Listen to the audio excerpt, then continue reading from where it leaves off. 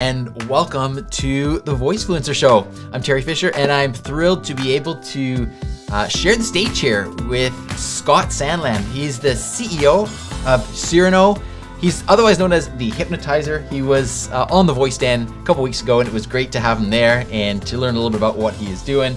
And so I'm just really excited to learn more about what he's doing. Very, very interesting background. And so let's get right to it here. Scott, great to see you. Thank you so much for joining myself. And we're going to get Ian, our co-host, in here in just a moment as well. So Scott, great to have you here. It's good to be here. We had fun a couple weeks ago on the Voice Den, so it's good to do more with just us and Ian.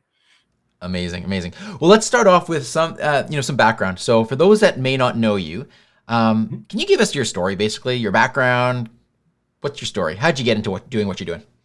Sure. So long story short, I was the CEO of a mental health clinic, had a private practice focusing on good to great stuff. And I watched teen crisis unfold. I saw it was a giant problem and was working with a bunch of drug rehab centers and things like that. And said, okay, we need to build something that scales. Decided I would build a chatbot that could do therapy.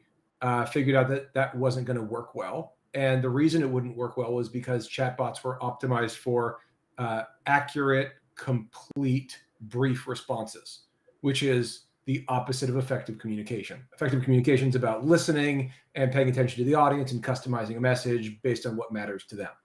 And chat systems don't do that. They can't. And I tried to build that over and over with a bunch of off-the-shelf parts that didn't work. So a buddy of mine's a sociologist, neurolinguist. We got together, built a thing, got a patent in it, proved that it worked. And then went and found a guy named Ryan Huff, who was the CEO of a company that was big in Salesforce. He had just sold his company. The three of us got together and built this tool. Right now, we're using it primarily for commercial applications, think sales, customer success, things like that. But the ultimate goal is to deploy this in vulnerable populations. So teen crisis hotlines, veterans affairs, suicide hotline. We want our tool to work there. Wow. Okay, that's amazing. Yeah, That's amazing. No, that's amazing. And I can't help but think, and I know this appears prominently on your website, the idea of empathy through a chatbot, artificial empathy. Yeah. So can you talk a little bit about that? Like, how does that work? Like, it seems like two polar opposite things in the same concept. Yeah. So first, like, even what empathy means, like when I give lectures, I raise your hands. How many people could explain what AI is to like a grandma? And, more than half the hands in the kinds of rooms that I'm in can do that. And then I say, how many people can explain the difference between sympathy and empathy? And it's, like 8 people. Like, no one knows this. So the easy way of thinking of it is you say to me, I'm having a bad day. Sympathy is me saying, oh, that sucks, and meaning it, but like, oh, I'm sorry. Empathy is me saying, what can I do to help? It's the intrinsic desire to help improve your situation based on my understanding of that situation. And so if we can build a system that's optimized for appreciating your human experience in terms of mental states, then it would naturally want to optimize for improving those. So when you think of being lazy, let's just use chess or some sort of, GAN sort of, neural network kind of architecture, you can say it's optimizing for predetermined outcomes that are chosen by a human. Whoever creates this system is optimizing for make this better. And if we could create some sort of hierarchy of mental states, then we could say, if we can ever move a person from here in this direction, and any place on this path is what we're going to call better or a micro win, this system could do that. And so to me, that's empathy. Also included in that is if we can just effectively reflect back to a person things that they might not be paying attention to in themselves, that helps too. So whether it's just helping reflect back honestly what we're seeing in terms of thoughts and patterns and those kinds of things, or actually give insight that moves a person along a continuum, that's empathy. Amazing. I love it. So much of what you're saying is sort of making me remember some of the training that I had as a healthcare provider and doing communication skills. And so much of it is just what you said, just like repeating back. Like I hear that you're not, whatever it is, not feeling great or feeling upset and that sort of thing, and helping to move them along. And your point, like your background as a healthcare provider, it's very easy for a physician to get bored during intake. And that's a reasonable thing. Good doctors have heard it a million times, and they can interrupt halfway through and they can say, look, I've seen this movie. The next 12 things you're going to say are this. I'm going to ask you these questions. These are going to be your answers, and this is where we need to go. Yep. And so for them, it's very transactional. But for the patient, it's the most important conversation they're having that day. Now, if we could build an AI that could do that intake, or at the end of that intake that was transactional for the doctor, to then say to the doctor, hey, here's what matters to this person. While you were taking vitals and paying attention to, is it red, is it swollen? This person told you what matters to them. And that is absolutely connected to rehospitalizations and patient outcomes if they will do what you say or not. And so all that becomes really fundamental execution. Yeah, so well said. All right, I want to bring Ian into here. I know that Ian had the opportunity to meet you in person recently, and so Ian, let me turn it over to you, and maybe you can share some of your thoughts or a question for Scott as well. Well, I mean, I was impacted by the demo that you did at Project VoiceX a couple weeks ago. I kept thinking of the applications, and oftentimes I see new technologies in the NLP conversational AI world, and I see possibilities. And then I hear explanation around the heart and the vision, and I'm oftentimes a little underwhelmed. I think something that really stands out to me today is that you have this really significant vision of how humanity can be impacted in a positive way. So if we could snap our fingers and your tech was adopted across the enterprise, all the hospitals, all the universities, it's in place. So not how do you get there, not how long will it take, but if it was done, can you just be clear in terms of what you envision the impact that would happen for people? Because sometimes we lose kind of focus on the why because we're just so focused on the how we get there and things of that nature. But can you just reiterate what type of impact you imagine would be in place if your tech was adopted at scale across all of the enterprise divisions that you are hoping to reach into? Sure. So the easiest one to target is teen suicide. So the second leading cause of death for people under the age of 24 is killing themselves on purpose. And the leading cause of death in some of those segments is suicide. So 15 to 20-year-old girls, it's suicide. Suicide doubled over a 7-year period, except in some segments where it tripled. Like 13 to 14-year-old girls, it tripled over a 7-year period. And then the next year, it got 20% worse. So if you say from just healthcare in America, if there was a problem that was doubling every 7 years or getting 20% worse in a single year, wouldn't that be the number one thing we need to target as a country? And then that doesn't even talk about people who are spinning out, right? Getting over medicated or getting dependent with the right amount of medication, or just dropping out of school and. So just being sub-optimized, as people. And if we could just look at that one simply, we're talking about changing the lives for millions of families a year. 3,000 high school students attempt suicide every day. So if we could just address that, we're talking about, lots and lots of families being forever impacted. If you're just talking about rehospitalizations and we say, Ian, you blow out your knee doing something, and so you go and you're going to have, some sort of orthoscopic, they fix your knee, the physical therapy is going to determine your outcome. A good surgeon knows it's the PT as much as it is anything else that's going to determine if you have to come back in or not. So if we can just say, we know how to talk you into doing your rehab, or we know how to talk you into going and seeing a real therapist instead of self-harm, just looking at the humanity quotient of that is unfathomable. And of course, you can tie those things to dollars, and people have. But for me, what I'm looking at is every college freshman has an anonymous, always present peer support tool that is an AI that lives on device, that doesn't data mine them, that gives them the support they need in moments of crisis. And the thing doesn't have any ego. It doesn't get bored. It's just there to support them. And oh, by the way, it's saving insurance companies, a couple $1 billion. Sounds pretty good. Yeah. I mean, that You have me in. Yeah. So in terms of getting this adopted, when you think about the emergence of decentralized distributed ledger, when you think about the emergence of decentralized metaverses and some of these new Web3 approaches, and you think, okay, a lot of the privacy things are being handled by these communities and by this approach. Yeah. So if you're able to get this technology into these environments and provide anonymity and security, but be able to provide this feedback loop of, hey, here's what you're feeling based on what you're writing, what you're saying, the videos you're making.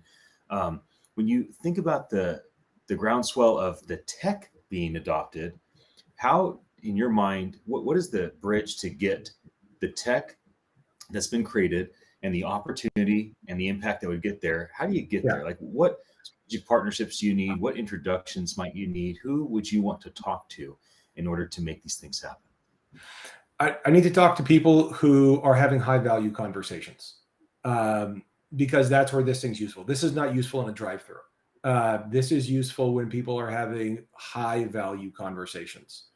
So what, as you kind of talked about Web 3.0 there, right? In terms of data privacy and anonymity and metaverse and those sorts of things. And I love that. And I love the idea of the data that's coming out of Cyrano being owned by that individual. I think that makes sense. And one of the many reasons why we're going to commercial opportunities first is because then we can say, this is where we're making our money. So when we're using this tool for social good, we can be sincere that it's social good. We don't need to make money doing anything, let's call it sneaky. We can be really clear that this can live on device, and or some version of that where we, everything's scrubbed or whatever that stateless PII redacted version of it is.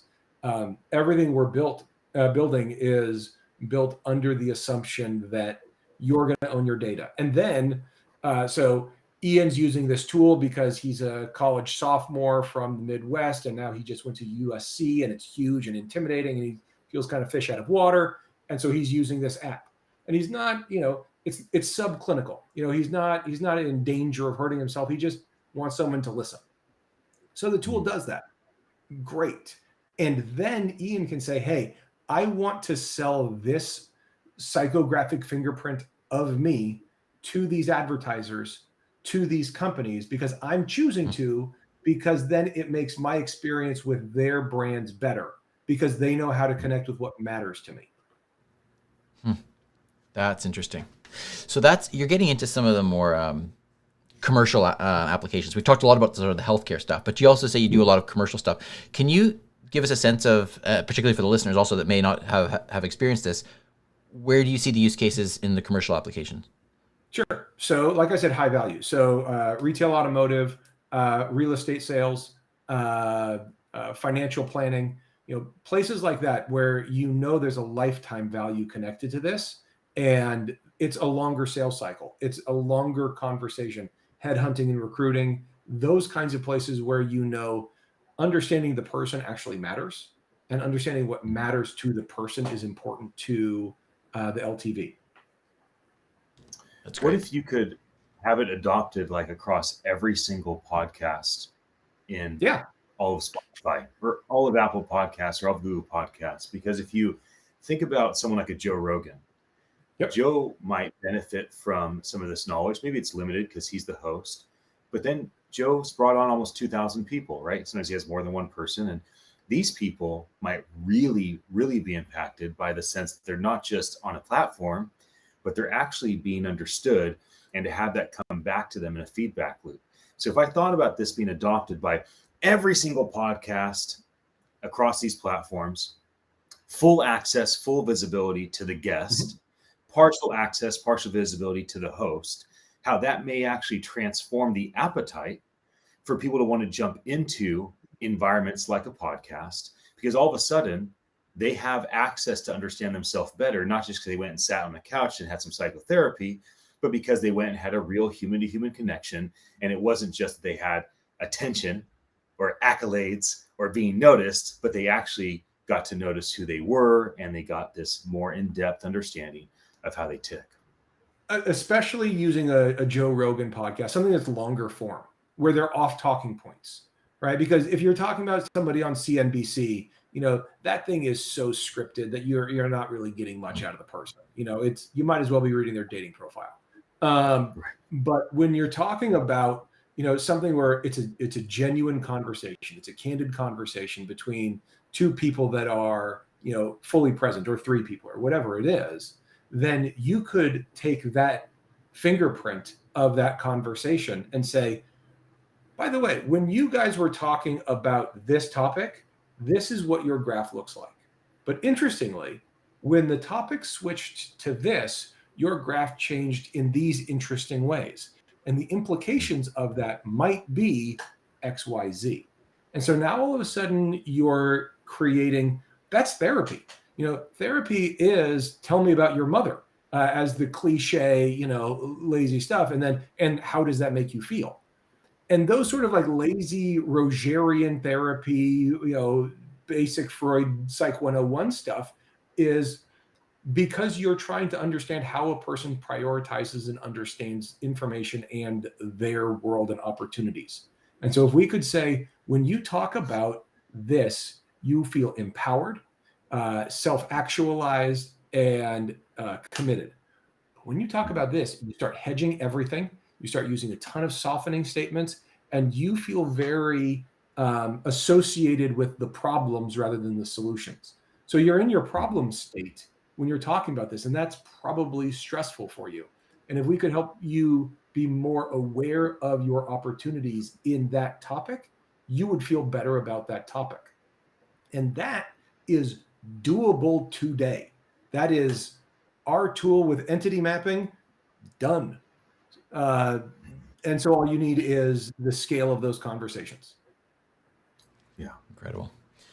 It's so good. I know, Scott, we're just scratching the surface here. I do want to be respectful of your time. I mean, there's so many other things we could talk about. We could talk about the ethics of this and how, Super important. Yeah. It's so important.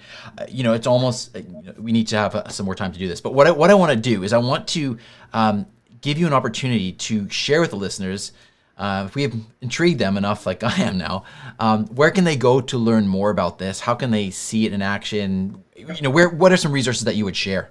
So we have a free trial of our software on our website. There's a 14-day free trial. You don't put in your credit card. You just use it. It will take all your emails and give you a report on your relationship with every person you've emailed for the last 2 months and how to interact with them more effectively. We also do this with Zoom, but we found it's better in email just because there's more data there because you've had more email exchanges. And so if you go to Cyrano, that's Cyrano.ai. So Cyrano.ai, there's a button on the homepage that says start a free trial. You click it and it takes a couple minutes, and all of a sudden you're getting insights about the people you've been having conversations with, and you guys can see it for yourself. And I'm sure that the next question that people ask is, so you're taking all these emails, privacy, it's all protected. So we passed every security review. To be able to do that, we had to pass Google's, Apple Mail, Microsoft, Zoom. Like we had to go through all their security reviews to make that possible. So all of that is approved by all of them. Fantastic. Great. Yeah. Great. That's really interesting. I'll have to try that out myself. And where can people go to learn more about you, or if they want to connect with you, LinkedIn, or what would be the best place? Yeah. Find me on LinkedIn. That's the easiest. And it's LinkedIn / my name. But I'd love to talk to people who are interested in this topic. We'll put your name back up there.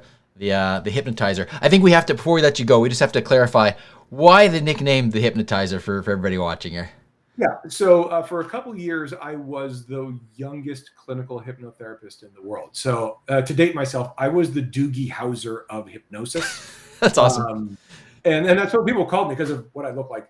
I look like Doogie Howser now, and I'm old. Back then, I looked exactly like Doogie Howser. And so because of that, I got all these wonderful mentors and got some great experiences. That's very cool. Love it. Love it. Ian, any final thoughts from you? Well, I just want to thank you, Scott. I want to thank you for how you communicate, you articulate things in a really human way. You don't come across as a brainiac or a Doogie Howser, nor do you come across as a shrewd CEO trying to take advantage of every moment of attention. I like your humanity. I like the way you approach things at the Project VoiceX event that we did with Bradley. I like how you've approached it here today and the Voice Den recently. And so you may not hear just, I see you and I like who you are as often as you should, but I do. I see you and I like who you are, Scott. Thanks for being here with us. Thank you. I appreciate that a lot, actually. Thank you very much. And I will echo that, Scott. Thank you so much for taking time here to chat with us today. It's always so interesting to hear the ways that people are using the technology and like I say, that concept of, in particular, like artificial empathy is just so intriguing to me. So it's inspired me to kind of learn a little more. So thanks again, Scott, for your time and your participation in this and the Voice Den. And if it's all right, I do also just want to give everybody a heads up that the next episode of the Voice Den is coming up next week, Wednesday, November 17th, 5 p.m. Pacific. We've got a great lineup as usual, and you can go to thevoiceden.com, sponsored by Amazon, Alexa, and Google Assistant. Scott, thank you so much for being with us one more time. Really appreciate your time. Sure. Thank you, Terry.